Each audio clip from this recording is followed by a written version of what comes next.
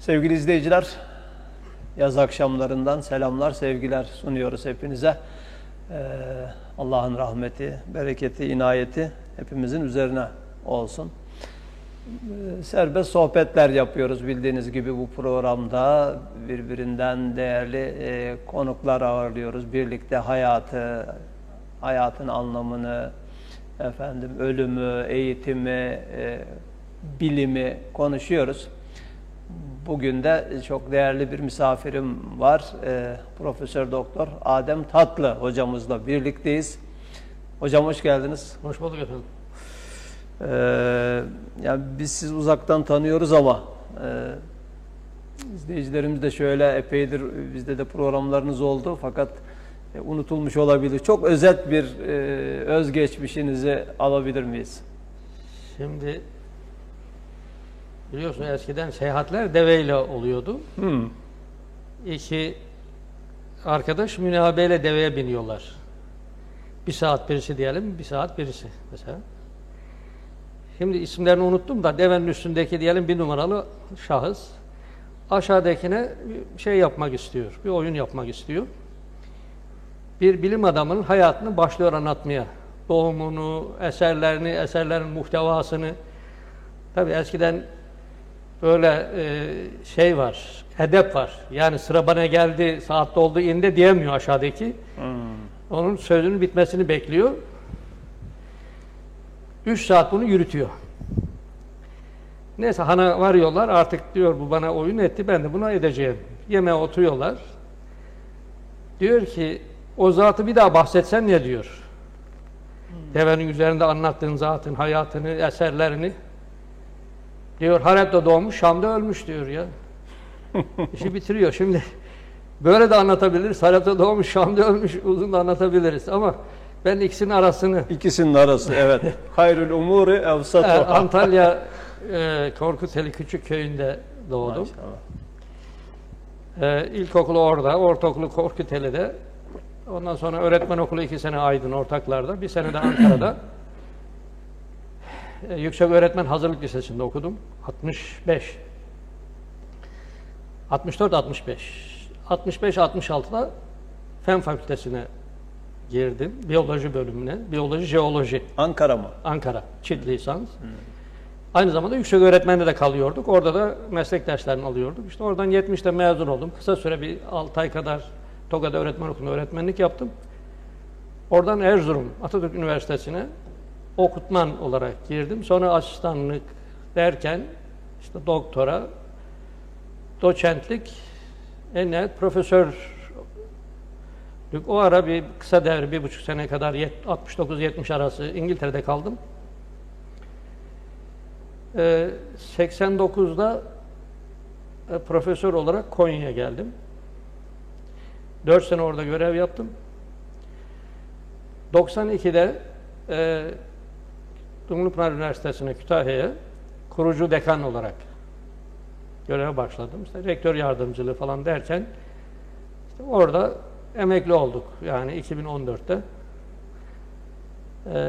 İşte bu ara saham biyoloji ama hani bir de böyle derler ya hobi yani esas şey yaptığı, alakalandığı saha denirse bu evrim yaratılış konusuyla alakalı aşağı yukarı 1975'ten itibaren çalışmalarımız oldu. Halen devam ediyor. Efendim işte, evet, Allah razı olsun. böyle. Cenab-ı Hak ömrünüze bereket versin. Gerçekten hocamız koşturuyor yani. Bu Ankara'da bulunma sebebi de böyle.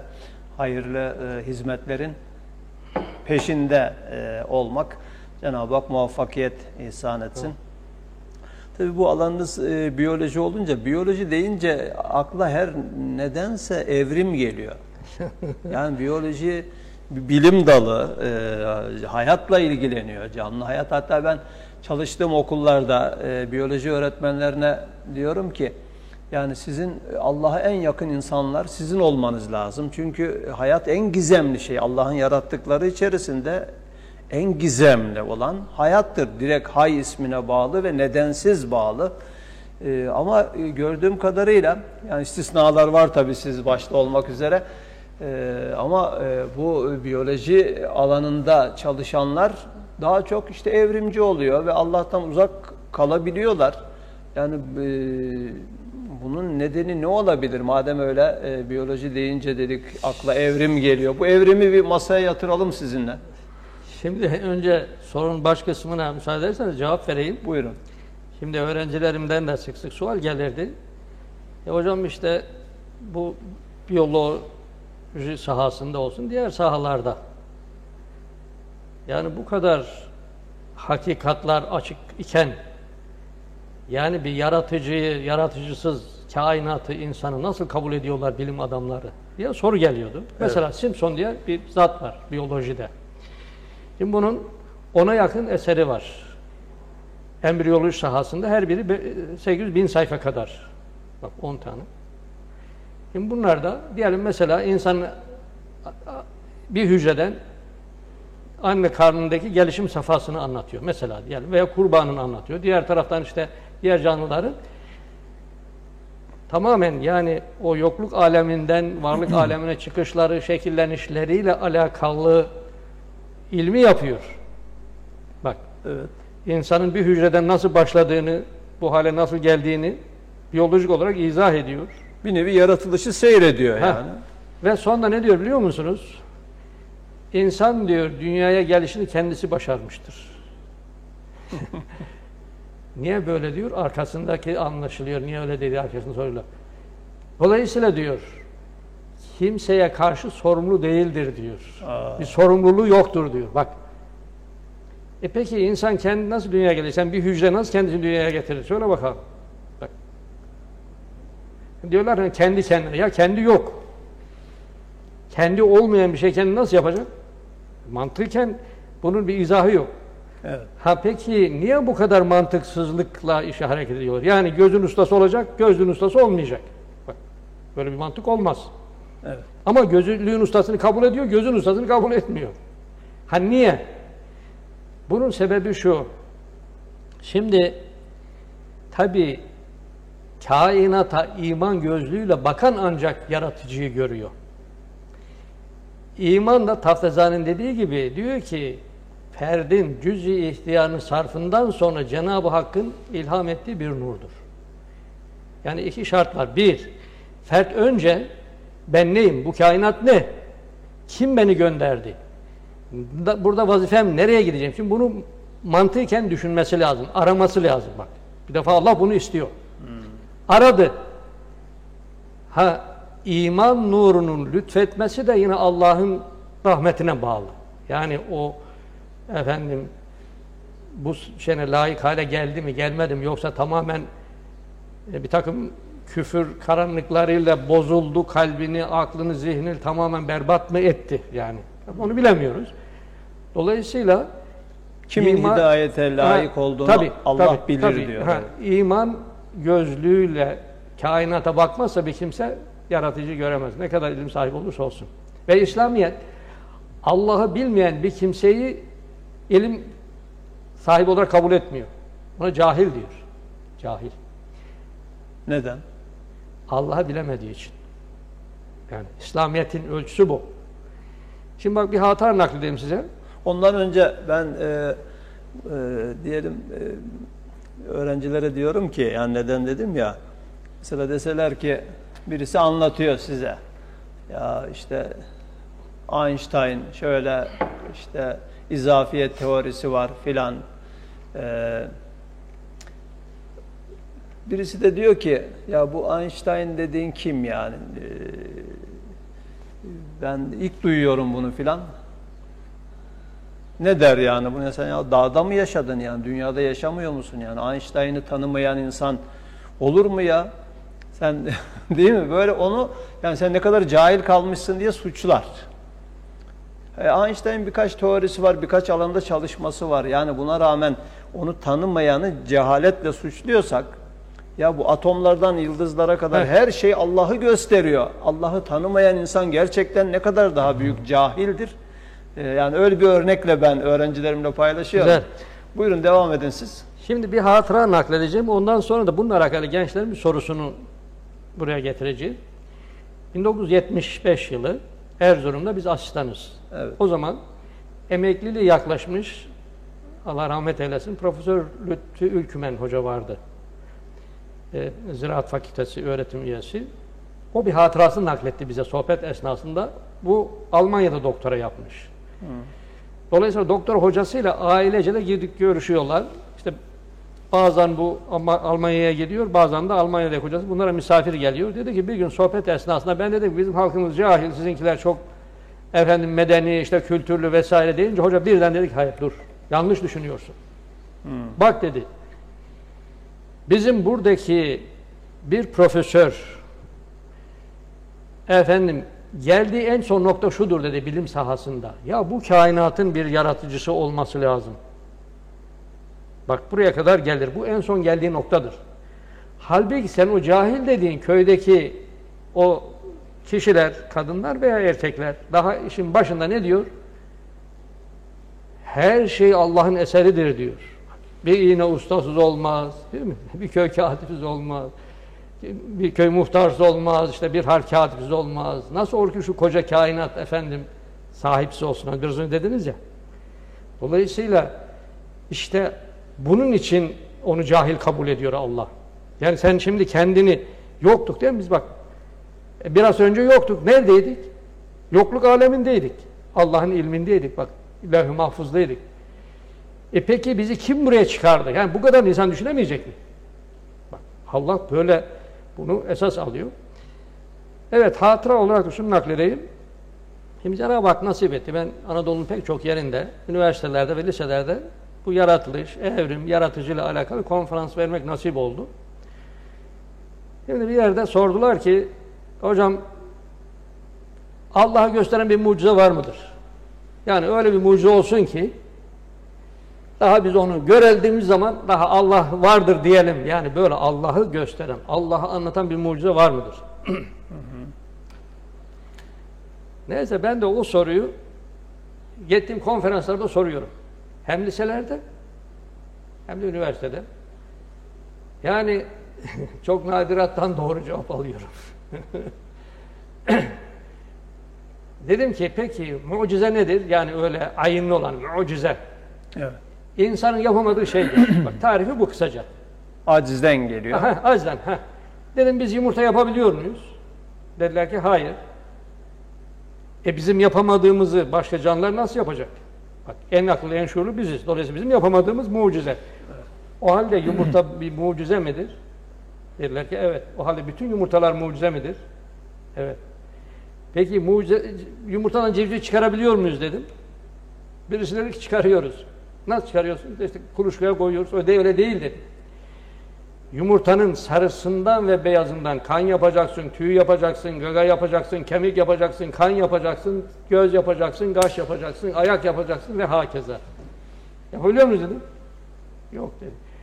O halde bütün yumurtalardan çıkan mucize midir dedim. Dediler ki evet. Biz de bir yumurtadan çıktık. Anne karnına döllenmiş yumurta biz zigot diyoruz. Bak yumurtadan yaratıldık. Bütün o halde insanlar, bütün hayvanlar mucize midir? Evet. Peki biz çekirdekten, elma çekirdeğinden dedim mesela filiz, fidan, ağaç, elma çıkarabiliyor muyuz? Dediler ki hayır.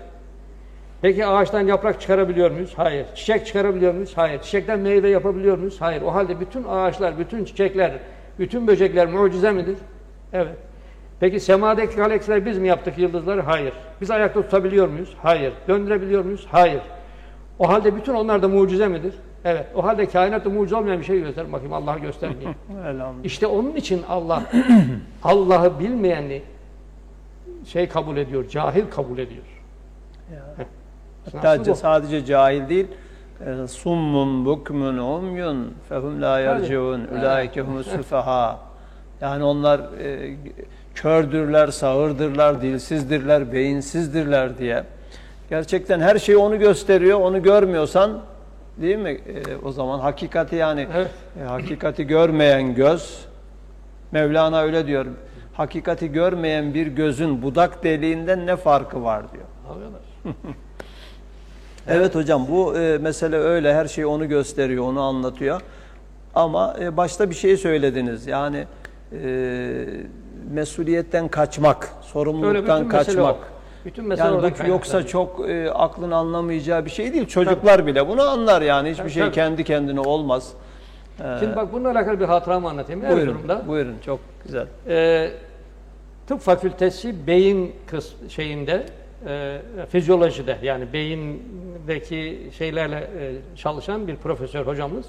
Evet. Amerika'dan da pek çok ödül almış bu sahada. Efendim bu evrim vesairesi, kendiliğinden oluş meselesiyle alakalı, ben Erzurum'dayken benim bir biyolojide son sınıfta öğrencim vardı. O aynı zamanda saat tamiri yapıyor. Onun saat tamir etmek için dükkanına girmiş. 1985. O zaman da bu evrim meselesi gündemde. Vehbi Dinçerler meseleye el attı. Sayın Vehbi Dinçerler Bey, bakan olarak. Aktüel mevzu işte, ben de anlatmıştım derste, işte bir proteinin kendiliğinden olma ihtimali mümkün değil. Hatta bir molekülün teşekkülü bile işte 10 üzeri şu kadar rakam bu imkansızlığı gösterir diye. Neyse bu mevzu olmuş aralarında. Öğrenci de bizim bunu hocaya söylemiş. Demiş bak, bir protein meydana gelme ihtimali efendim şu ihtimalde bir ihtimal ki bu matematik olarak 0 demektir. Ne diyorsunuz demiş. Demiş doğru diyorsun. Ama demiş tesadüfü kabul etmezsek o zaman bir yaratıcıyı kabul etmek lazım. Bir yaratıcıyı kabul etmektense ben demiş tesadüfe inanırım. Şimdi artık burada mantık değil. Yani inanmak veya inanmamak şeyi söz konusu. İşte biraz önce dedik ya, yani iman gözlüğüyle bakıp bakamama, o da Allah'ın bir lütfu oluyor. Dolayısıyla yani iman hem dünya hem ahirette en büyük nimet iman. Dolayısıyla yani bu imandan dolayı Cenab-ı Hakk'ın hiç secdeden aldığımızı kaldırmasak yine hakkını ödeyemeyiz. Bize iman nasip ettiği için. Tabii. Evet, elhamdülillah. Evet, bu esasen bütün şeylerden, yani sadece evrim değil, işte mesela deizm, yani ben diyor tamam yaratıcı mecburen, yani akli bir zorunluluk olarak kabul ederim ama dinlere inanmam diyor bu sefer de, yani yine sorumluluktan kaçmak için. Tabii ya, deizm de şu. Şimdi insan küllen dinsiz olmak istemiyor. Bak bir din olacak. Hani bir şarkı vardır. Bir köy var, gitsek de gitmesek de bir köyümüzdür falan diye. Orada bir köy var uzakta, o köy bizim köyümüzdür. Gitmesek de gelmesek de. İşte bir din var, bizim dinimiz. Yaşasak da yaşamasak da bizim dinimizdir gibi. Yani bir din olacak. Ama benim davranışlarıma da karışmayacak. Yani kaide koymayacak. Ben yine nefsimin istediği şekilde yaşayacağım. Bu yani. Kısaca tarifi. Şimdi o meseleye geleyim. Soru sordunuz ya başta, hani evrim meselesi. Şimdi gençleri bu noktada tabii ifsat ediyorlar. Nedir bu işin aslı nedir yani? Aslı nedir? Evrim. Şimdi bak, ben Korkuteli'den oradayım şimdi. Memleketim orası. Antalya'nın Korkuteli ilçesi. Mazbut bir ilçedir. Efendim 50-60 bin nüfusu vardır. İnsanların büyük bir kısmı mütedeyyindir. Orada namazında, niyazında efendim bir esnaf, tanıdığım birisi, bir dostum telefon açtı. Yakın geçmişte. Hocam dedi, buyur dedim. Ya benim dedi 14 yaşında bir oğlum var. Evet. Dedi bu ne Allah kabul ediyor ne peygamber dedi ya, her şey evrim yaratmıştır diyor dedi. Bak Allah Allah. Ya evrim Y'sini bilmez dedim. Yani biz üniversitede evrim dersi sadece biyoloji bölümlerinde okutulur. Fen fakültelerinde o da son sınıfta ve son devrede okur öğrenci. Çünkü efendim genetiği alacak, embriyoloji alacak, moleküler biyoloji alacak, antropoloji alacak. Yani pek çok temel dersi alacak, karşılaştırma anatomiyi alacak. Ondan sonra hayat hakkında ne düşünüyor mesela? Ya bir yorum tarzında. Onu ortaya koymak için son sınıf ve son devrede verilir bu. Biz öğrenciliğimizde de böyle aldık. Yani 40 seneye yakın öğretim üyeliğimizde de genelde bu şeyde verdik evrimi. Söyleyin, evrim konusunu. Dedim ya bu çocuk da evrimin E'sini bilmiyor yani. Nereden? İşte internetten şey yapmış. Tamam. Ve gelsin dedim. Geldi. Neyse konuştum biraz. Bir yarım saat oldu olmadı. Şunu söyledi. Elhamdülillah Müslüman oldum. Bak aynen ifadesi bu. Şimdi niçin evrimi savunuyorlar meselesini bilmiyorum. En güzel misali budur. Yani 5. kol kuvvet diyorlar ya, işte bir milleti gençliğini, bir milletin gençliğini dinden uzaklaştırmanın en kolay yolu bu. Yani o bir takım felsefi ve tamamen ateizme dayalı düşünceyi bilimsel bilgi gibi takdim ediyorlar. Bunun bir propagandasını, büyük oranda propagandasını yapıyorlar. Bütün bilim adamları böyle düşünüyor diyorlar. Gençler de bunu hakikat kabul ediyor, o sunulanları. Dolayısıyla şimdi diyorsun sen gence, ne diyorsun? Her şey tesadüf ve tabiatın eseridir diyorsun. Evrimleşmiştir. Attan it olmuş, itten bilmem ne olmuş. Sonra bu bilimseldir diyorsun. Peki din dersinde diyorsun ki ya evde annen baban diyor ki veya hocan diyor ki ya bak biz diyor Allah yarattı, her şey Allah yarattı diyorsun, her mahluku. Şimdi çocuk şöyle düşünüyor, ya diyor bu bilimsel değil bunların dediği diyor. Bilim adamı yalan söylemez diyor. Ben gençlerden bunu anladım yani. Bak bilim adamı yalan söylemez diyor. Halbuki en büyük yalanı, en büyük aldatmacayı kötü niyetli bilim adamları ortaya koyuyor. Şimdi işte bir milletin gençliğini dininden uzaklaştırdınız mı? Daha bak orada kaide kalmaz, nizam kalmaz, namus kalmaz vesaire. Yani bir takım meseleler haram helal kalmaz. Haram helal kalmayınca bir ölçü kalmaz. Bakın. Öyle değil mi? Yani İslamiyet'e göredir bir takım mesele. Şimdi İslamiyet çeker mi ortada? Ne kalacak? Şimdi işte o zaman onları siz uyuşturucuda rahat alıştırırsınız, devletine rahat düşman edersiniz ve hakeza. Ben daha fazlasına girmek istemiyorum. Evet. Yani bunun altında yatan bu. Peki şimdi gelelim, bu evrim meselesi ne? Şimdi ilahiyatçı hocalarım da çıkıyor, evrim vardır diyor. Diyor da hangi manada söylüyor? Evet. Bu önemli. Şimdi evrim burada esas mesele evrimle... Ona geçmeden ben bir izninizle, şimdi hani bizde taklidi iman var, tahkiki iman var. Şimdi bu zaten sorular şöyle geliyor. Evrime inanır mısın? Ya bu inanç esası mı yani? Evrim, yani soru bir defa yanlış. Evrime inanır mısın veya bilime inanır mısın? Yani bu demek ki inancın bir alternatifi olarak sunuluyor. Tabii, bir yanlışlık tabii. buradan. Yani gerçekte Allah'a inananlar da mesela çoğunlukla taklitte kalmış, işi araştırmamış ya. Yani bu evrim inancında da dediniz ya, yani evrimin e'sini bilmez. Evet. Ondan sonra yani o taklidi bir iman. O halde hakikati nedir bunun? Yani hakikati, şimdi hakikati şu. Uzmanından bunu dinleyelim. Hakikati şu. Evet. Şimdi evrim yerine kullanılan 15'ten fazla terim var. Bir kimse evrimi kabul ediyor ve evrimi savunuyorsa önce şunu soracaksınız veya size soruyorsa evrim inanıyor musun veya kabul edin diye, evrimden senin kastettiğin nedir diyeceksiniz. Nedir? Evet. Şimdi bak, ben sana birkaç tanesini say vereyim. Tekamül, tahavül, tebeddül, tegayyür, istiale, evolüsyon, ontojeni, filojeni, evolüsyon. Daha bunu arttırabilirsiniz. İstiale, hepsinin yerine evrim deniyor.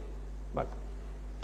Evrimin de manası şu, değişiklik demek, farklılaşmak demek. Evreden geliyor. Evrildi, aşama. değişti, o hale geldi, bu hale geldi. Aşama. Tamam. Genel tarifi bu mu? Bu. Şimdi saydıklarımızın içerisinde kanun olanı var. Evrim yerine kullanılan. Şimdi burada doğruyla yanlışın mezedilerek yanlışın doğrunun içinde verilmesi var. Yanlışın doğrunun içinde verilmesi. Şimdi doğru nedir? Bak. Şimdi tekamül, kemale erme demek. Mükemmel hale gelme demek. Biyolojik olarak da biz ona ontojeni diyoruz. Yani bir canlının embriyo safhasından itibaren olgun hale gelinceye kadar geçirdiği devreler. Gelişme, farklılaşma, bunlara evrim diyor. Şimdi sen bunu evrim diyorsan bu kanun. Bu kanun. Bak biz bir hücreden bu hale geldik. Bu halde de durmuyoruz, devamlı değişiyoruz. Bak bir insanda Ortalama 50 trilyon hücre var. 50 trilyon.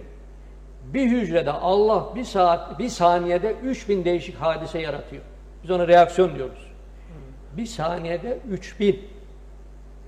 50 trilyonla 3000'i çarptığın zaman ne yapıyorsa bir saniyede sende ve bende meydana gelen değişiklik o. Yani bir saniye sonraki ben, bir saniyeki önceki ben değilim. Bu değişiklik değil mi? Zaten öyle değişmesek çocuk olarak kalırdık. Evet. Veya ben sizin gibi olurdum. Bak, halen her an değişiyoruz. Ya bu Allah'ın ilmi, iradı, kudretinde oluyor tabii. Bak şimdi bizim yeryüzünde en akıllı, en şuurlu biz miyiz? Biziz. Evet. Yani hayvanlar, insanlar, hayvanlar, bitkiler, hayvanlar, insanlar, canlılar üç ayırmıyor muyuz? Evet. En akıllı, en şuurlu kim? İnsan. Biziz. Şimdi yapsak biz yapacağız kendi vücudumuzda. Şimdi bir köyde hırsızlık oluyormuş. Muhtar hırsızı bekçi yapmış. Şimdi akşam olunca hanım demiş ki ya bey kalk. Sen demiş artık bekçi oldun, şimdi hırsızlık olur ne olur köyde sen sorumlu olursun. Ya hanım demiş çalsam ben çalacağım. Ben çalmaktan sonra demiş bu köyde kim ne çalacak? Ya bu işler yapsak biz yapacağız bak. Bizim de yaptığımız şu bak bismillah. Ağzıma aldım. Yutup yutmama iradesi bende. Yutmayabilirim. Yuttum. Ondan sonra sözümüz geçiyor mu?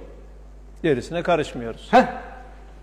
Kaşa gideceği Allah kaşa gönderiyor, dişe gideceği dişe gönderiyor. Tersi olsa bak bir saniyede işimiz biter. Biraz önce dedim ya, bir saniyede 50 trilyon çarpı 3000 hadise değişiklikle bir tanesi farklı olsa, değişik olsa hayat bitecek.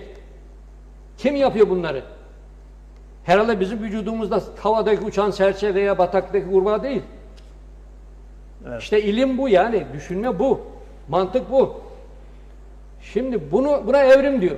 Ya kardeşim bu bitkilerde de böyle, hayvanlarda da böyle, insanda da böyle, kainatta da böyle. Kainat birden bu hal almış değil ki. Bidayette yokluk aleminden Allah kainatı varlık alemine çıkarıyor işte. Diyelim önce galaksiler vesaireler işte yapılıyor. Yer küre güneşten ayrılıyor, buraya yerleştiriliyor ve hakeza. En son bu hale geliyor. Yani kainatta, canlılarda ve cansızlarda tedrici tekamül kanunu hakim. Evet. Buna evrim diyor. İlahiyatçı hocaların çıkıyor evrim diyor. Tamam bu kanun. Teori de değil bu. Efendim. Yani evrim buysa bu yaratılış kanunu, Bu yaratılış kanunu. tekamül, tabii, gelişme süreci yani tabii. Allah'ın yaratma aşamaları, Tabii. sıralaması ise buna diyeceğimiz bir şey yok. Tahavül var bir de bak. Tamam. Hal değiştirme. Bir halden başka hale gelme demek. Tahavül. Şimdi Tahavül, bu evet. atom aleminde de oluyor. Buna ecdat şöyle bir ifade kullanmış. Tahavülat-ı zerrat diyor mesela. Atomdan hal değiştirmesi demek. Evet. İki hidrojen, bir oksijen bir araya gelip şimdi su içtik oluyor. değil mi çayı? İçinde şeker var değil mi? Bak kaç tane karbon var şekerin birleşiminde, formülünde yani hatırlarsak kaç tane oksijen var, hidrojen var. Şimdi bunlar ne yapıyor? Ayrılıyor. Doğru mu? Evet. Yani vücudumuzda bunlar parçalanıyor. Gerekli yerlerde moleküller, atomlar kadar ayrılıyor. Daha sonra birleşiyor falan. Bir halden başka hale geliyor. Daha açık anlaşılır misal söyleyeyim size. Şimdi oksijen nedir? Oksijen kaynakları var ya. Oksijen yakıcıdır. Doğru mu? Evet. Hidrojen yanıcı. Yanıcıdır. İkisi birleşince ne oluyor? Söndürücü. Su. Hal değiştirdi mi? Heh. Bütün elementler, bütün canlılarda, bitkilerde, hayvanlarda, insanlarda aynı kanun hakim. Yediğimiz, içtiğimiz şeyleri Allah parçalıyor, atom seviyesine indiriyor, tekrar birleştiriyor, ayrıştırıyor. Buna tahavül, hal değiştirme deniyor. İşte ecdat geçmişte bunu tahavülat zerrat diye yani atomların hal değiştirmesi diye ifade etmiş. Şimdi Yani bu Allah'ın yaratıcı özelliği. Bir şeyden çok Tabii. şey yapıyor, çok şeyi tekrar bir şey haline getiriyor. İşte İbrahim Hakkı bunu anlatıyor. Diyor ki Mevlana da evrimciydi. Ne diyor Mevlana? Bir zaman toprak alemindeydim diyor. Oradan diyor bitki alemine geldim. Bitki aleminde uzun süre kaldım. Sonra öldüm. Hayvan olarak dirildim. Bir süre hayvan aleminde kaldım. Öldüm. İnsan olarak dirildim. Tekrar öleceğim, melekler seviyesinde dirileceğim. Niye tekrar dirilmeden endişe ediyorsunuz diyor. Yani ahirette dirilişi bahsediyor. Şimdi Mevlana'nın verdiği mesele işte burada tahavvülat-ı zerrat. Mesela diyelim ki ne diyor Mevlana? Şunu söylüyor.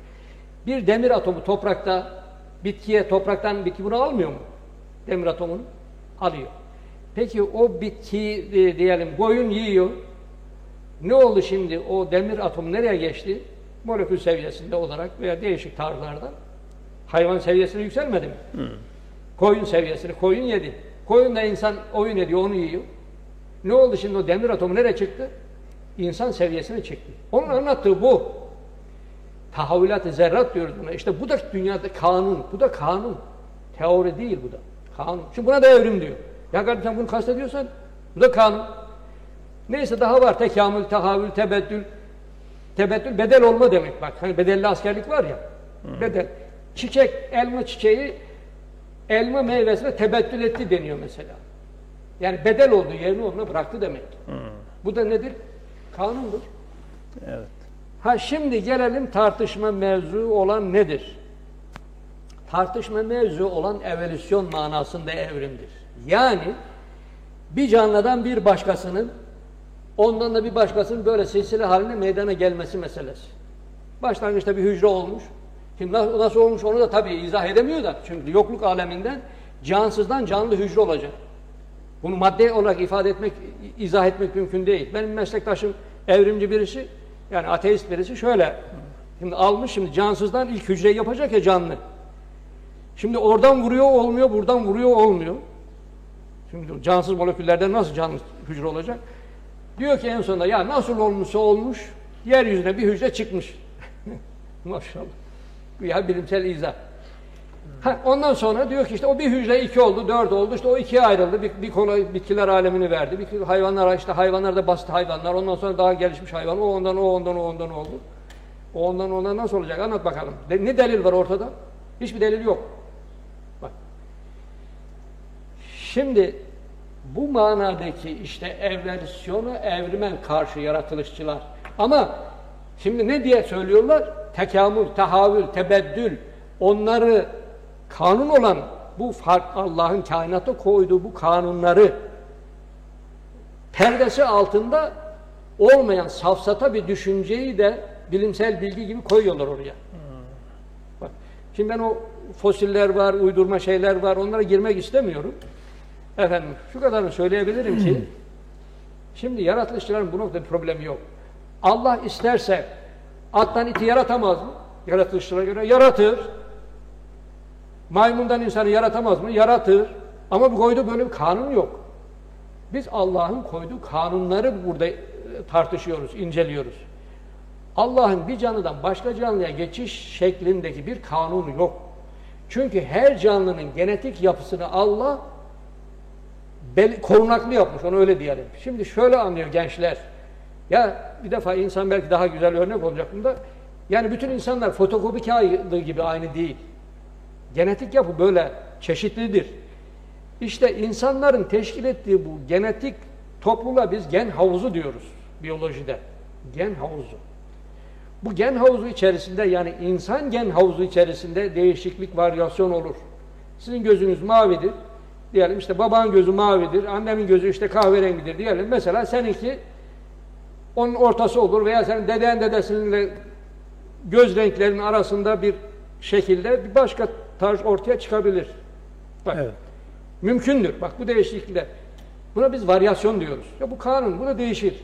Ama bu temel tip diyoruz buna. Bu temel tipten bir başka temel tip meydana gelmez. Allah'ın koyduğu böyle bir kanun yok. Evet. Efendim. Neyse bu kadar yeter, bilmiyorum. Başka evet, yani bu anlaşıldı. Öyle. Demek ki şöyle derler, yani onu hatırladım ben. Şimdi en tehlikeli fikirler, düşünceler, en yanlış ve tehlikeli, içinde doğruluk payı olanlardır.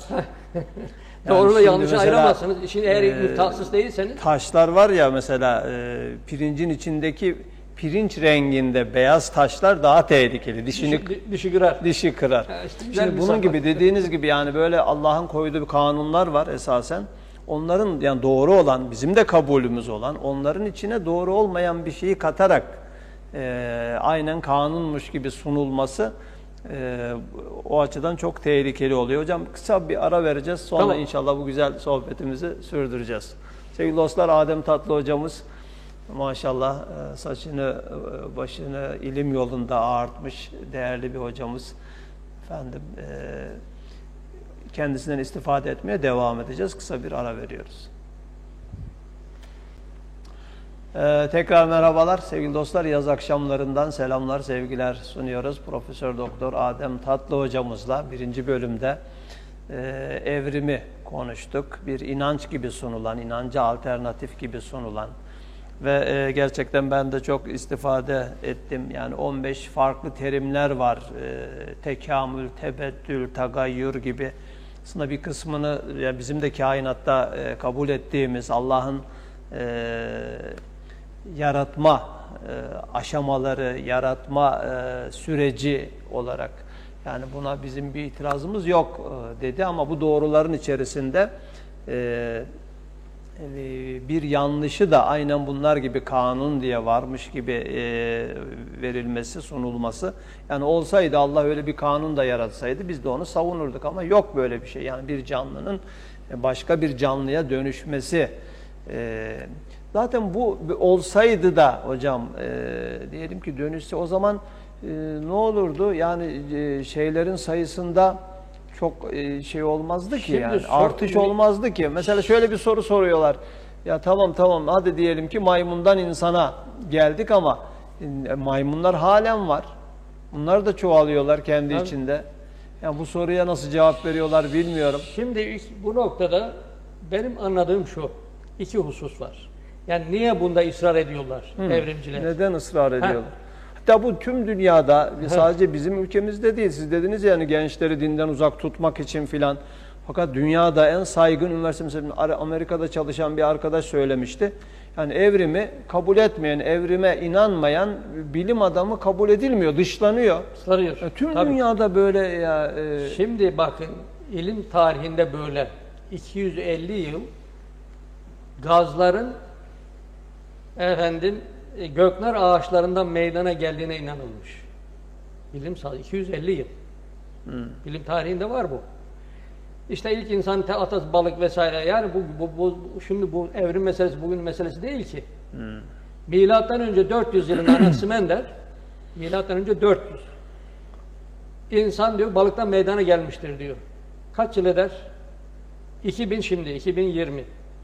400'de milattan önce 2500 yıl Yaklaşık önce. 2500 yıl. Şimdi bir de öyle takdim ediyor. Bu işte efendim yeni bir bilgi, yeni bir görüş falan filan diye böyle değil ya. 2500 önce ortaya atılmış bir görüş. İddia. Şimdi niye böyle şey yapıyorlar? Biraz önce birisini söyledim. Yani o gençleri şeyden uzak tutmak, dinden, devletten vesaireden, devletin düşman hale getirmenin yollarından birisi dinden uzaklaştırmak. İkincisi, insan nereden geldiğini uğraşacağım derken niçin yaratıldığını unutuyor. Ben neyim? Niçin bu dünyaya gönderildim? Bak, onu düşünmeye vakti kalmıyor. Üçüncüsü de yani nasıllarla insanları oyalayıp niçine gitmelerini önlemek. Zaten şimdi başlangıcı tek hücreye bağlıyor onlar da. Şimdi zaten insan da tek hücreden yaratılıyor. Hayvanlar da, bitkiler de. Tabii tarihine gitmeye gerek yok ki. Evet. Bugün tek hücreden beni kim yaratıyorsa, bitkiler kim dün de Allah yarattı. Bugün de böyle. O kadar yani şimdi. Mühim olan aslında dediğiniz gibi Tabii. niçin? Yani Niçin'i ben biraz şurada da arıyorum. Şimdi Kur'an-ı Kerim'de Bakara suresi yanlış aklımda kalmışsa 66. ayet-i kerime olması lazım. Başka yerde de var da orada biz diyor onları hakir, zelil maymunlar olunuz buyurduk. Bir yerde domuzlar diyor. Şimdi bu malum Yahudiler kendilerini üstün kabul ediyorlar.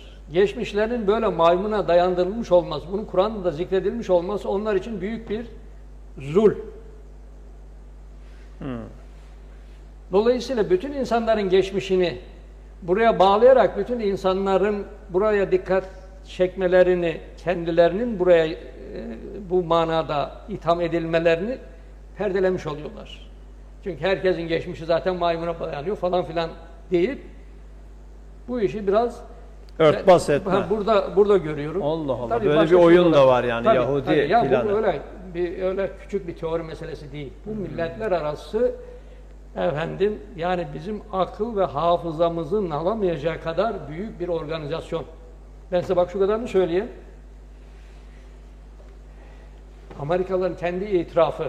Diyorlar ki Amerika'da Reis-i Cumhur'a hakaret edebilirsiniz, anayasanın aleyhinde konuşabilirsiniz ama evrim aleyhinde asla.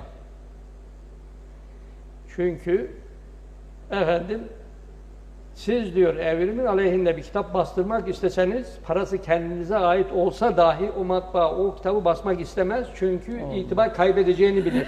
Hiç kimse bir daha o şeye iş vermez. Bilimsel dergilerin de efendim dini dergilerinde o editörleri evrimi kabul edenlerin kontrolündedir. Dolayısıyla evrimin aleyhinde tek kelime müsaade etmezler diyorlar. Bu kadar tabulaştırılmış yani Tabii. olay. Tabii öyle. Evet, bunun dediğiniz gibi ben onu yeni düşündüm yani, Allah razı olsun. Gerçekten Kur'an'da birkaç yerde öyle diyor. Bir yerde domuzlara, aşağılık domuzlara dönün, maymunlara dönün. Evet. Dolayısıyla bunun bütün insanlığa teşmil ederek kendilerini bu utançtan Tabii. kurtarmaya çalışıyorlar. Peki hocam, daha genelleştirelim şimdi. Bilim çağında yaşıyoruz. Bilim, yani bilim her şeydir. Bilim deyince akan sular duruyor. Tamam. Yani bu nedir peki? Gerçekte yani dinle ayrı, çakışır ayrı. mı? Dinden farklı bir şey mi? Yani bilimin hakikati nedir? İsterseniz biraz buradan gidelim. Şimdi bakın, bizim kendi kadim kültür değerlerimizde, yani son 1850'li yıllara kadar, yani 150-200 yıl öncesine kadar din bilim ayrı değil, beraber hepsi. İşte 1850'li yıllardan itibaren Avrupa'ya gönderdiğimiz, 40'lı yıllardan itibaren Avrupa'ya gönderdiğimiz öğrenciler oradan bu ateizme dayalı bu felsefeyi getirdiler. Osmanlı tabii o zaman bütün Osmanlı ülkesi, İslam alemi. Onlarla ve bir de Osmanlı ülkesinde bulunan azınlıklarla bu felsefe, bu düşünce bize girdi. Din ayrı, bilim ayrıdır felsefesi, düşüncesi Avrupa'nın, Batı felsefesinin düşüncesi. İslamiyet'te din ayrı, bilim ayrı olmaz. Ve bizim kendi kadim kültür değerlerimizde de öyle. Niye olmaz? Bakın. Şimdi ilimlerin konusu ne? Kainat. Kainattaki varlıklar değil mi? Evet, varlıklar. Dağ, taş, ağaç, sen, ben, neyse. Veya bunların davranışları. Yani sosyolojide bunların davranışları ilgileniyor. Bak. Peki kainattaki varlıklar kimin eseri? Allah'ın kudret sıfatının eseri. Evet. Kur'an-ı Kerim kimin eseri? O da Allah'ın. O da kelam sıfatının eseri. Ya biri diğerine ters olur mu? Terslik bizde değil. Bizim felsefemizde değil. Bakın. Terslik Batı felsefesinde. Batı felsefesinin ilah anlayışlığının yanlışlığında, din anlayışlığının yanlışlığında yatıyor. İş oraya dayanıyor. Şimdi bir hatıramı nakledeyim. Belki konuyu biraz daha açıklık getirir. Şehri söylemeyeceğim. Bu yakın geçmişte hemen Trakya'ya bir seyahate çıktık. Orada bir fen lisesinde benim oranın biyoloji öğretmeni benim Kütahya'dan öğrencimmiş. Benim oraya geldiğimi işitince konferans rica etti. Okullarına konferans vermemi söyledi. Olur dedim. Şimdi konferans salonunda 170 kişi var, öğretmenler var, öğrenciler var. Ben de özet olarak şunu söyledim. Dedim ki kainattaki ilimlerin konusu kainattaki varlıklardır. Bunlar Allah'ın kudret sıfatının eseridir. Kur'an-ı Kerim'le kelam sıfatının eseridir. Biri diğerine ters olmaz. Dolayısıyla işte konu Allah'ı doğru tanıyamamaktan kaynaklanıyor. Batı'nın Allah anlayışı ile bizim İslamiyet'in ilah anlayışı çok farklı. Allah'ın sıfatları vesaire biraz bahsettim. Soru cevap faslında öğrencilerden sorular geldi. Bir tanesini iyi hatırlıyorum. Şöyleydi. Hocam dedi, siz Allah'tan bahsettiniz. Evet dedim. Yaratılıştan bahsettiniz dedi. Evet dedim. Ama dedi bu bilimsel değil dedi. Bahsettikleriniz dedi. İndim kürsüden, çağırdım genci. Tuttum elinden. Dedim arkadaşınız çok güzel bir soru sordu. Tebrik ediyorum. Şimdi tahlil edelim bakalım dedim. Bu bilimsel mi değil mi? Tuttum gömleğini dedim. Bu bir gömleğin dikilişi, dokunuşu, ipliklerinden bahsetmek, dokunuşundan bahsetmek bilimsel midir dedi. Dedi bilimseldir. Bunun ustasından da bahsetmek, onun ilminden, bunu nasıl dokuduğundan, nasıl şekil verdiğinden elbise olarak bahsetmek bilimsel midir dedim. Dedi bilimseldir. Sen dedim herhalde bunu bir yerden aldın. Evet dedi, parayla aldım dedi. Eli nereden aldın dedi. Allah verdi dedi. Güzel. Peki dedim şimdi elin etinden, derisinden, kemiğinden, hücrelerinden, kanından bahsetmek bilimsel midir dedi. Bilimseldir dedi. O zaman ustası Allah dedi ya, ustası Allah'tan bahsetmek de bilimsel olmuyor mu dedi. Bilimseldir deyince gençlerden alkış koptu. Bak dedim, bitkiler, hayvanlar, insanlar Allah tek hücreden yaratıyor. Sen de dedim, ben de anne karnında tek hücreydik. Daha sonra Allah döllenmiş tek hücre, biz dedim zigot diyoruz bak. Heh. Şimdi bu Allah bunu dedim geometrik bölüyor. 2, 4, 8, 16, 32, 64 işte bir süre sonra dedim çocukların şekilsiz oyun hamuru vardır, plastik. Böyle şekilsiz bir şeyle dedim anne karnında. Bundan kafa çıkacak dedim. Tuttum. Şimdi bu kafaya göz lazım. Kaç göz lazım dedim. 2 dedi. Yok dedim.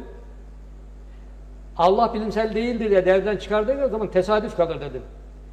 Tesadüfen gözün 2 olması sonsuzda bir ihtimaldir dedi. 3 olabilir, 5 yani sonsuzdan herhangi bir sayı olamaz mı dedim.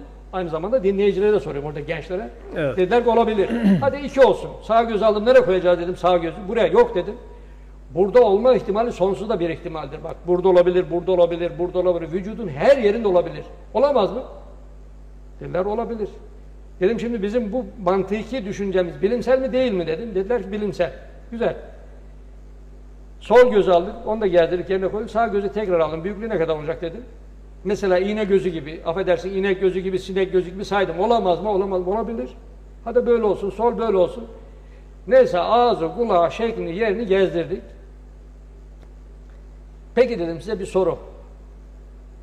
Siz hiç dedim ağzı önde, gözü önde, ağzı arkada insan gördünüz mü dedi.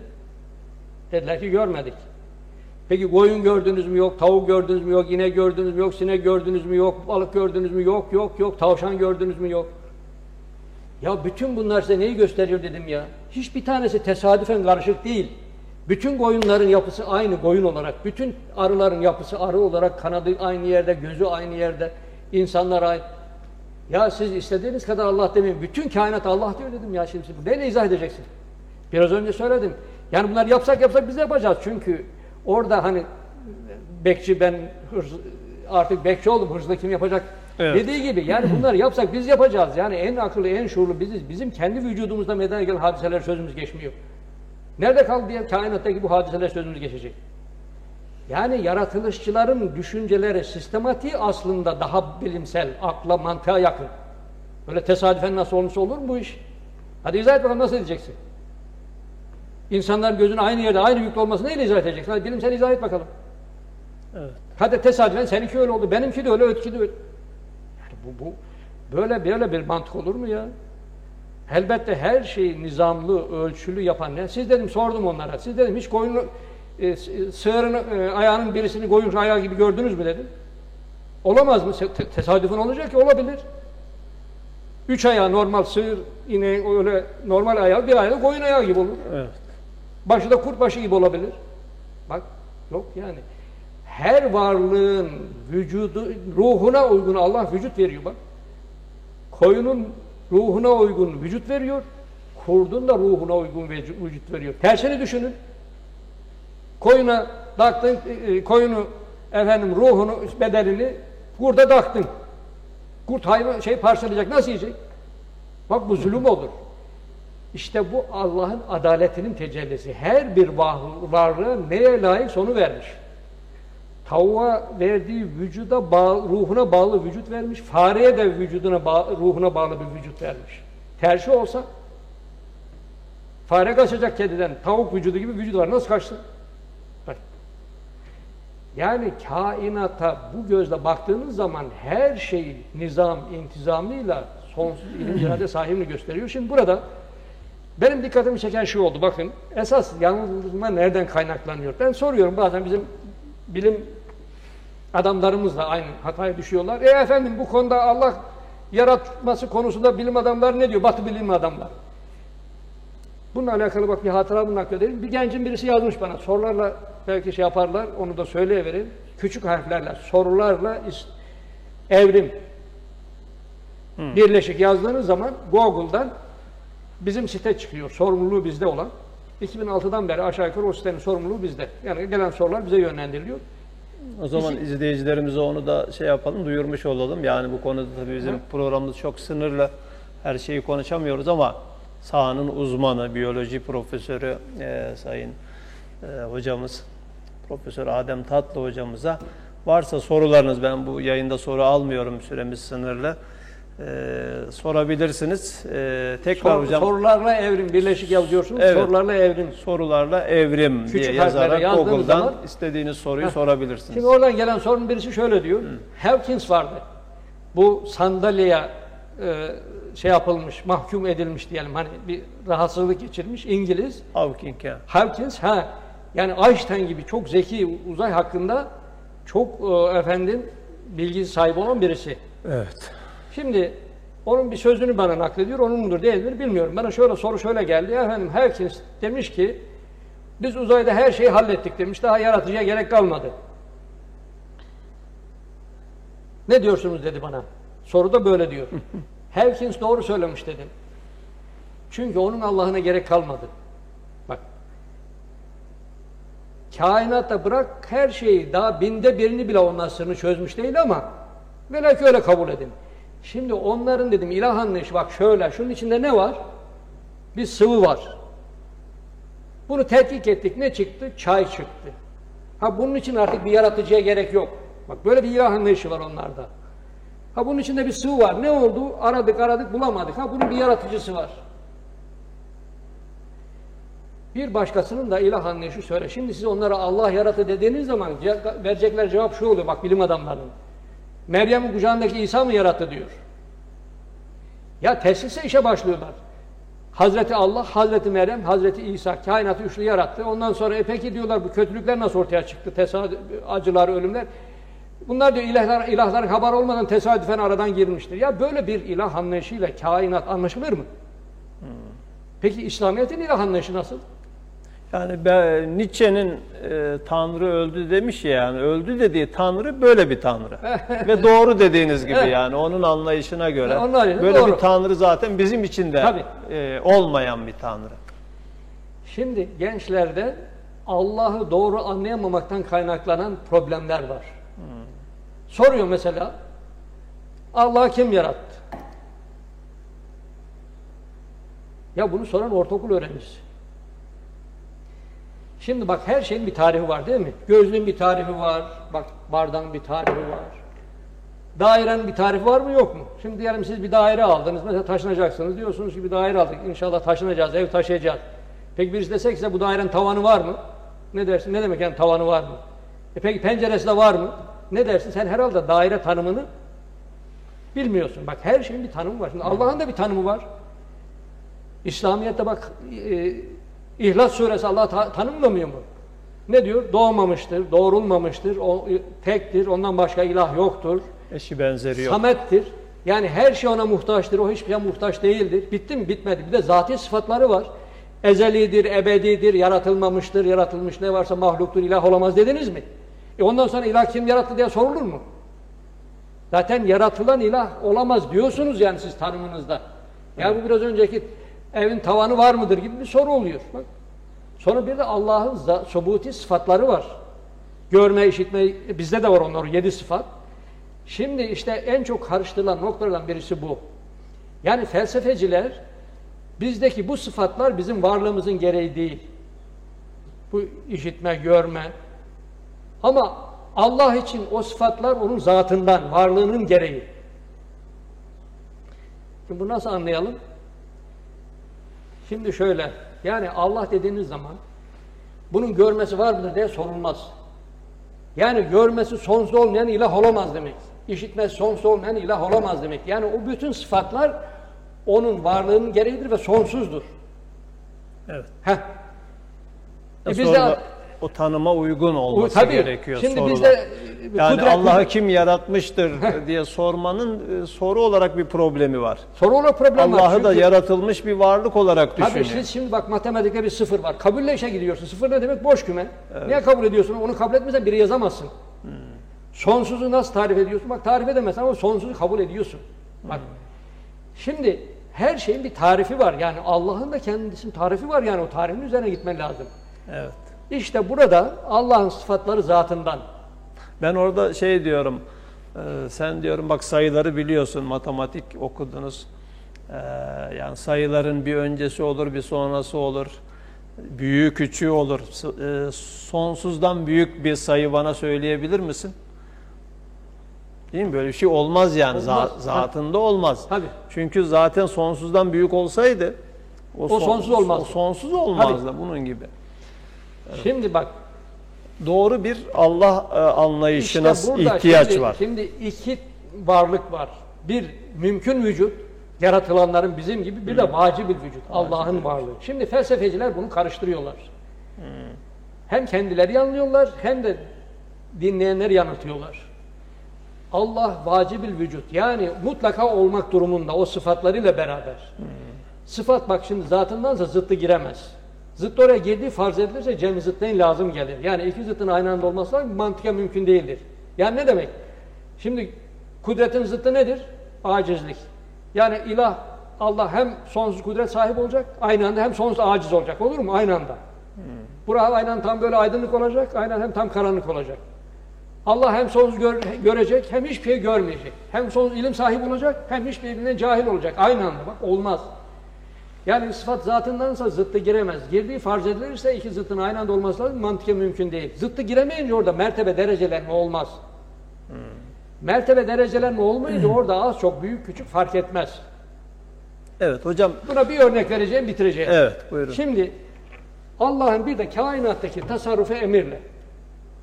Yani Oldu. ol diyor oluyor. Şimdi bununla alakalı bir hatıramda nakledeyim. Adıyaman Üniversitesi'nde konferans verdim. Böyle yaratıcı, yaratılış vesaire bu konularda. Soru cevap faslında birisi dedi ki işte Kur'an-ı Kerim'de ol der, olu verir. Buna inanılır, bilmen ispatlanmaz. Yani bilimsel değildir diyorlar. Ne diyorsunuz dedi. Dedim bak gençlerde şöyle bir telakki var. Bir anlayış var. Bir şey ilmen ispatlanacak. Ondan sonra inanacak. Mesela hidrojen artı oksijen eşittir su. Bu ispattır. Buna inanılmaz dedim. Bu bilinir. Yani bilime inanılmaz. Bilim gayba dayanır. Gaybi olan bir şeyi ispatlarız. Gaybi olan bir şeye inanırız. Ha ispatlarsak gaybi olan bir şeyi imanımız kuvvetlenir. İspatlamazsak yine inanırız çünkü bizim ilmimiz sınırı, Allah ilmi sonsuz dedim. Ama ol der, olu verir bak ispatlarız dedim. Orada güzel bir hanı var böyle desenli. Dedim siz bu halıyı dokumadan önce bilgisayar programını yüklüyor musunuz dedim. Dediler ki yüklüyoruz. Peki dedim şuradaki topluluğun resmini de halıda dokunacak tarzda yükleyebilir misiniz dedim. Dediler ki yükleriz. Peki dedim makine hazır. Makineler, dokuma makineleri, bilgisayara bağlı. Kaç defa basıyorsun bilgisayarın düğmesine dedim. Bir defa ol diyorsunuz. Zaten sesli mesajla yazdırıyorsun şimdi dedim. Halı çalışmaya bak makineler. Bizim makineler yavaş dokuyor. Günde 1 metre dokuyor. Kabul edin 1 metre eninde 100 metre boyunda bir halı yani 100 metrekare. Hani anlayalım diye dedim 100 metre alalım önce. Günde 1 metre dokuyor. 100 metreyi kaç günde dokuyacak? Dediler ki 100 günde. Tamam. Peki dedim halı neden meydana geliyor? Dediler ki ipliklerden. Güzel. İplikler moleküllerden. Moleküller atomlardan. Tamam. Zaten Allah da bütün varlıkları atomlardan yaratmıyor mu? İşte içtiğimiz sudan, yediğimiz besinleri parçalıyor, atomlar birleşiyor, ayrışıyor. Bitkilerde, hayvanlarda, insanlarda aynı kanun. Peki dedim şimdi bu 100 metrekare halde ne kadar atom var? Dediler ki atom göz bile görmüyor. Trilyonlarca atom var. Güzel. Peki şimdi biz ol emriyle hem de 100 gün sonra görev olacak atomlara vazife vermiş oluyor muyuz dedim. Evet dediler. Allah bahar halısına veremesin dedim emir. Ol diyor. İşte dedim, halının bilgisayardaki programı halının kader defteridir. Yani Word dosyasına biz kader defteri diyoruz. İmam mübin diyoruz. Dokunan halıya da kitap mübin diyoruz. Halının bilgisayardaki programı neyse incir ağacının incir çekirdeğindeki programı da aynıdır. Elma ağacının elma çekirdeğindeki programı da aynıdır. Tavuğun yumurtadaki programı da aynıdır. Bizim ayna halindeki yumurtadaki programımız da aynı. Hani bir ilmi olarak söylersem işte orada genetik yapıdır, DNA'dır vesairedir. Allah incir çekirdeğini açıyor, incir ağacı yapıyor. İncir ağacını topluyor, incir çekirdeği yapıyor. Aynı kanun. Peki dedim, şimdi bu bilgisayardaki halının programına dışarıdan sizin programınız harici birkaç karakter gelse ne dedi diyorsunuz onlara dedim. Birkaç atom dediler ki virüs diyoruz. Bu programı işlemez hale getirebilir mi dedim. Dediler getirir. İşte kainatta dedim bir atom dahi başıboş değil. Her bir atomun nerede nasıl görev aracağı yazılı. Yani tabiri caizse her varlığın bir Word dosyası var. İşte Allah için az çok büyük küçük yok emirli olduğu için dedim nasıl Allah komutan yürü dediği zaman bir eri yürütüyor. Peki aynı emirle bir orduyu da yürütür mü? 1 milyon orduyu? Dediler ki yürütür. Heh. İşte Allah neyi murad ediyor? Bir oksijen atomu yaratmayı. Ne diyor? Ol. Allah neyi murad ediyor? Cennet cehennemi yaratmayı. Yine aynı emir. Ol diyor. Yokluk aleminden varlık alemine çıkıyor. Hadise bu yani. Efendim Allah yaratamayacak, kendinden büyük yaratamayacak şey olabilir, yaratabilir mi? Bak. Dedim bütün kainatın Allah'ın kün emrine itaati bir nefer hükmünde olan bir zerrenin itaati gibidir diyor. Sözlerde. 29. sözde bütün kainatın diyor. Fail muktedirdir bahsinde. İsteyen oraya bakabilir. Bütün kainatın diyor Allah'ın kün emrine itaati bir nefer hükmünde olan bir zerrenin itaati gibidir. Ne oldu şimdi? Bir atom zerre. Yani bütün kainat atomu terazinin bir tarafını koyuyorsun. Bir atomun da bir tarafını koyuyorsun. Allah için aynı. Şimdi bana soru geldi o konferanslarda. Efendim Allah diyor kainat yaratmadan önce ne yapıyordu? Dedim bak bütün kainat şimdi Allah'a göre bir atom kadar mı? Evet. Bir atomu yaratmak Allah'a meşguliyet getirir mi dedi. Bak nefis onu rahat anlıyor. Getirmez. Peki yaratmamak dedim bir noksanlık getirir mi? Yok getirmez. Yani Allah kainatı yaratmakla kendisine bir noksanlık, fazlalık ortaya koymuş değil dedi. İrade etti, yarattı o kadar. Yani bir atom bütün kainat. Allah'a böyle anlayacak çünkü sonsuz sıfatları. Zaten sıfatları sonsuz kabul ettiniz mi? Biraz önce işaret ettiniz ya. Oraya siz şirk koşamazsınız. Çünkü bir başka kudreti oraya koyduğunuz anda sonsuzu sınırlanmış olursunuz. Bu da tarife uygun değil. Evet. Ya tabii böyle bazı şeyler var günümüzde. Ben onları Allah'la ilgili kritik sorular diye böyle birkaç ana soru bir kısmına siz değindiniz. Allah razı olsun. Dolayısıyla aslında her sorunun cevabı var. Yani bazı şeyleri anlayamasak bile Allah'ın zatıyla alakalı onu da niçin anlayamayacağımızı anlatabiliriz. Bana şöyle bir soru soruldu. Bunu burada kimseye sormadım ama size sorayım. İşin uzmanı olarak. Mesela Kur'an'da biz her şeyi çift yarattık diyor Cenab-ı Hak. Çift yaratılış. Erkek dişi. Dedi ki biz biyolojide okutuyoruz dedi. Yani bir eşeyli üreme var, bir eşeysiz üreme vardı. Yani çift olmadan. Bu ayet dedi biz her şey dediğine göre bununla çelişmiyor mu diye. Yok. Zaten dediniz ya eşeyli eşeysiz o da çift. Yani ifade çift zaten. Yani eşeyli üreme ile eşeysiz üreme çift değil mi? Yani yaratılışta ya üremede. Efendim. Yani üremenin illa üreme de değil onun içinde. Bakın şimdi her şey çift yarattık deyince yani illa bu üreme manasını da anlamamak lazım. Mesela elektrikte de artı eksi kutup vardır. Bak bu da çifttir. Değil mi? Yani böyle bir takım şeylere takılmamak lazım. Bir de yani akıl şuna zorlanıyor. Yani illa her şeyi anlayacak ondan sonra inanacak. Biraz önce ifade ettim ya. Aslında bu yani insanı tehlikeye atan birisi. Çünkü sizin ilminiz bizim ilmimiz sınırlı. Her şeyin nedenini içini anlayamayız ki. Evet. Değil mi? Şimdi doktora gidiyorsun diyelim. Hastalandığın zaman herhalde mühendise gitmiyoruz. Bak doktora gidiyorsun. Şimdi doktor acaba bunda yeterli mi değil mi diye test ediyor musun? Değil mi? genel cerrah diyorsun işte vesaire neyse ona teslim oluyorsun. İnanıyorsun. Evet. Yani şimdi bu işin uzmanları ne diyorsa yani bildiğin kadarıyla o teslim olacaksın. Yani şimdi inanç, iman meselesi bir de şunu hemen ifade edeyim. Şimdi Allah'ın her sıfatı sonsuz. Sıfatları sonsuz olunca bizim onu anlamamız mümkün değil. Her sıfatı sonsuz olduğu için İslamiyet Allah'ın zatı hakkında düşünmeyi yasaklar. Kaldıramazsın. Yani bu şuna benziyor. Birisi gitmiş diyelim binaya omuz vermiş. Hayrola ben binayı dolayısıyla yerküreyi kaldıracağım dese ne dersin? Ya sen onu kaldıramayacağını bilmen ilimdir. Nasıl bizim kaldırmamız sınırlıysa anlamamız da sınırlı. Akıl sınırlı. İdrakin meali. Tabii canım olur mu yani onu zorlamamak lazım. Onun için biz Allah'ı nasıl anlayacağız? Allah'ı eserlerinden anlayacağız. Çünkü eserleri onun esması, isimlerinin tecellisi. Evet. Her bir ilim zaten onun esmasının tecellisini tefsir ediyor. Anladığın kadar sana yeter. Yani illa her şeyi sen en ince teferruatı kadar anlayacağım dersen onun ucu gelmez ki. Evet. O zaman iman olmaz. Zatıyla meçhul, asarıyla malum. Asarıyla malum. Tabii. Bilim dediğimiz şey de zaten Allah'ın eserlerinin incelenmesi. Bu yönden bilimde ibadet. Tabii. Yani bilim yapmak ibadet bizim inancımıza göre. Ya burada bir şey isaf edeyim. Bizim vaktimiz Bitmek üzere hocam. Şöyle toparlayalım 1-2 dakikada. Bunu da bak bu da önemli. Şimdi Cenab-ı Hak Lokman suresinin 27. ayetinde şöyle buyuruyor. Mealen ağaçlar diyor kalem olsa, denizler mürekkep olsa, evet. Buna 7 deniz daha ilave edilse Allah'ın ilmini yazmakla bitmez diyor veya kelimeleri diyor yani o manada. Evet.